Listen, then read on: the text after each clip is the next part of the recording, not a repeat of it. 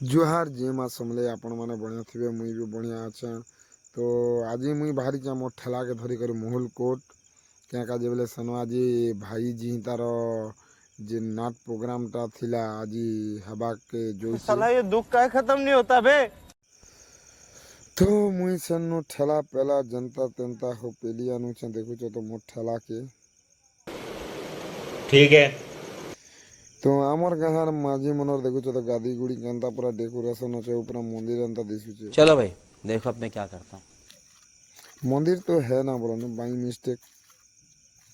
तो मुई पहुंची गली मूलकोट ठेला पेला केते कष्ट गला बोल कल सुबह पनवेल निकलना नहीं पारली बुझी जानस तो सेतिर नु जनता तंता हो ठेला के पेलगी आनु छ फोन करते हो कुछ भी मांगते हो तापरे आलिया रखी देलिया गुटे निश्वास तक इतार जेन बोलु छ कि टूर जाए पलंग वाला तो मोका अलगा फीलिंग पे आसी गला क्या करबो आदत से मजबूर है दिल तो गार्डन गार्डन है क्या करेगा बोलिए।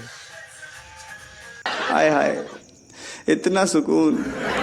तापरे सर आमर हजार बचल लुंगी टाका के देखी करी मोर गोटे गाना सो लागला ए तोर जवानी के देखी करी तो क्या नाचो में जिन प्रकार नाची दल जो दोदा हारी गले हो क्या करबो लुंगी टेकी टेकी घर जाना है मुझे घर जाना है।